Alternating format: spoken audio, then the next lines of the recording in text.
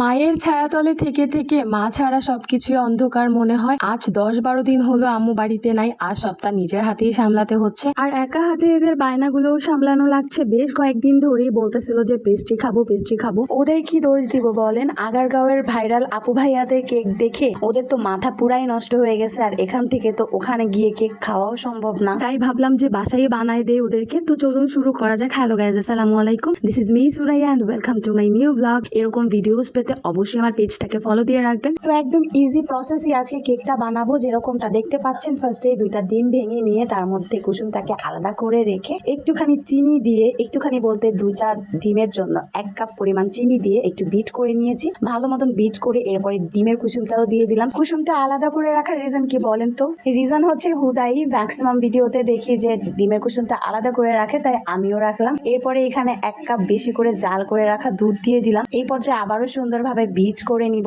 ভাবতেছি আগারগাঁওয়ের ভাইরাল স্পটে আমিও একটা কেকের দোকান দিব। সেখানে সবাই যেই হারে তাদের প্রতিভা দেখাচ্ছে, এত এত ভাইরাল কেকের মধ্যে আমার এই অচল কেক চলেই যাবে, কি বলেন? এনিওয়ে, এবার শুকনো উপকরণগুলো ভালোভাবে চেলে নিব। এখানে 2 কাপ পরিমাণে আটা নিয়ে নিয়েছি। আটা ময়দা যে কোনোটাই নেওয়া যাবে। সাথে দিয়ে দিলাম সামান্য বেকিং পাউডার আর একটু সামান্য লবণ। সবকিছু দিয়ে এবার চেলে নিব। এখানে কোনো ধরনের জানি লাঞ্চ না থাকে, তাই ভালোভাবে চেলে নিতে হবে, তাহলে কেকটা কিন্তু একদমই স্মুথ হবে। তো যেটা বলছিলাম, সবাই যে হারে তাদের প্রতিভা বিকাশ করছে, আমি আসলে বুঝতেই পারতেছি না যে আমি কোন প্রতিভাটা বিকাশ করব। এত এত এত এত প্রতিভা যে কোন সাইড নিয়ে কাজ করব ওইটাই বুঝতেছি না, আর তাই কোনো কিছুই হচ্ছে না আমার দ্বারা। আপাতত এইটা বুঝতে পারছি যে আমি খাওয়াতে আর ঘুমতে অনেক বেশি ভালো পারি, তাই এই দুইটাই চালিয়ে যাচ্ছি। আর যে জিনিসটা পারি না সেটা হচ্ছে অন্যকে তেল দিয়ে চলা। এই কাজটা আমার দ্বারা কেন জানি হয়। অন্যকে তেল দিয়ে চলতে পারি না তো কি হয়েছে, কেকের মধ্যে তো তেল দেয়াই যায়। কেকের মধ্যে দিয়ে দিলাম 1 কাপ তেল। এবার ভালোভাবে মিক্স করে নিব।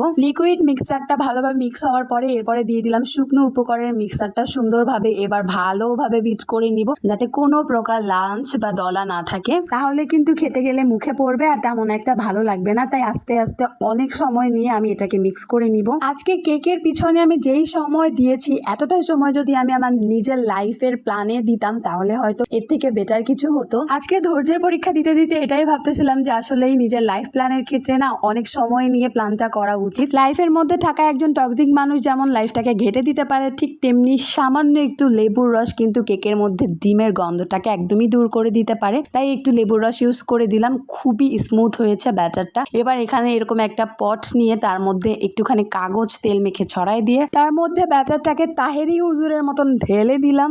এরপর আর কি, চুলায় একটা পাত্রের মধ্যে বালি গরম করে তার মধ্যে দিয়ে দিলাম একটা স্ট্যান্ড। এবার এটার উপরে বসাই দিব, আর মোটামুটি 35-40 মিনিটসের মধ্যে আমার কেক রেডি। কেক রেডি হলে কি হবে, এদিকে তো আমার বিচ্ছু বাহিনীরা বলতেছে যে কোনোভাবেই কেক ক্রিম, হুইপ ক্রিম ছাড়া চলবে না। কিন্তু আমি এখন হুইপ ক্রিম কোথায় পাবো বলেন? এখন বাজে রাত অলমোস্ট 9টা। তাই একটু আটা, তেল আর দুধ মিক্স করে গরিবের হুইপ ক্রিমও বানায় নিছে। যাই হোক, এখানে ছিদ্রটাকে সুন্দরভাবে অফ করে দিতে হবে, যাতে ভিতর থেকে যে হাওয়াটা ওটা বের হয়ে না আসে। একটু পরে পরে এসে চেক করতেছিলাম যে হলো কিনা কেকটা। তো মোটামুটি 25 মিনিট পরে এরকম ছিল যে আরো একটু হওয়া দরকার ছিল। তো তার 10 মিনিট পরে কেকের এই কন্ডিশন, মোটামুটি আমার কেকটা হয়ে গেছে।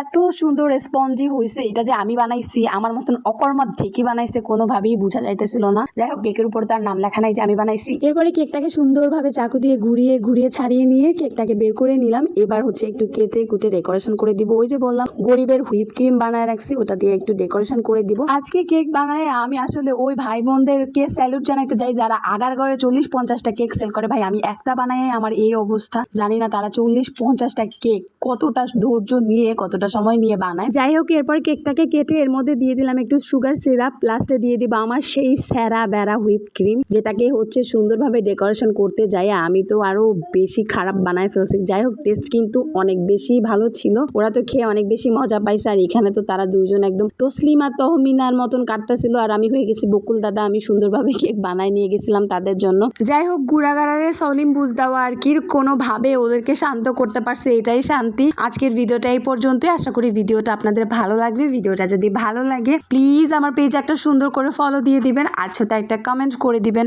সবাই ভালো থাকুন, সুস্থ থাকুন। ফিরবো ইনশাল্লাহ নতুন কোনো ভিডিওতে। আল্লাহ হাফেজ।